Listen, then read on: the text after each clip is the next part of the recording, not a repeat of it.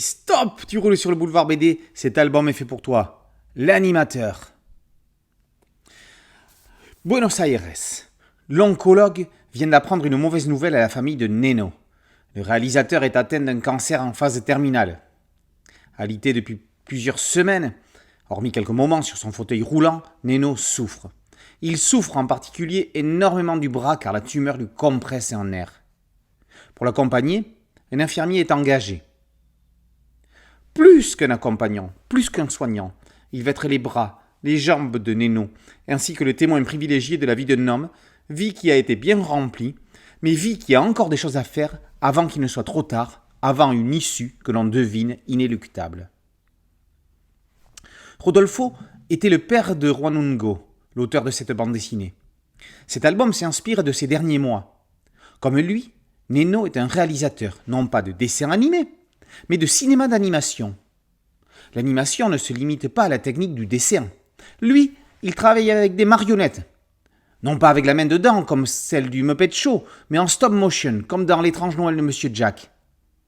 Neno possède un studio dans l'arrière-cour de sa maison. Avec quelques amis, il doit réaliser un spot publicitaire pour la télévision.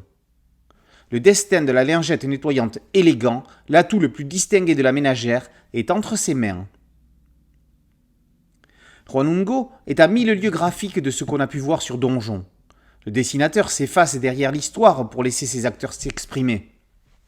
Cet infirmier, qui n'a pas de nom, comme pour symboliser son dévouement, le dévouement d'une profession, joue un autre rôle que celui d'Omar Sy dans Intouchable.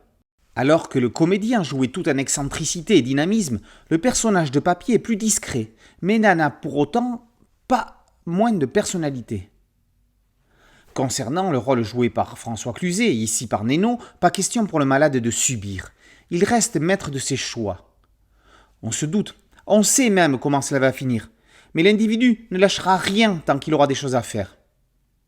Les deux hommes ne se laissent pas guider par leur dessinateur. Ce sont eux qui l'embarquent dans ce torrent d'émotions, eux et une lingette. C'est elle qui prend la vedette dans la dernière partie de l'album, dans un flipbook où un bout de chiffon danse comme la plus grande des artistes. Si l'on vous disait qu'un jour vous auriez une larme au coin de l'œil à cause de ça, vous ne le croiriez pas? Lisez l'animateur et constatez par vous-même. On n'en est pas encore à l'été et l'on se demande comment on pourra faire une sélection en fin d'année tant il y a d'albums incroyables qui sont parus. L'animateur fait partie de cela. L'animateur, par Juan Ungo, est paru aux éditions Delcourt dans la collection Shampoing. Boulevard BD, c'est un site dédié, un podcast audio et une chaîne YouTube. Merci de liker, de partager et de vous abonner. A très bientôt sur Boulevard BD. Ciao.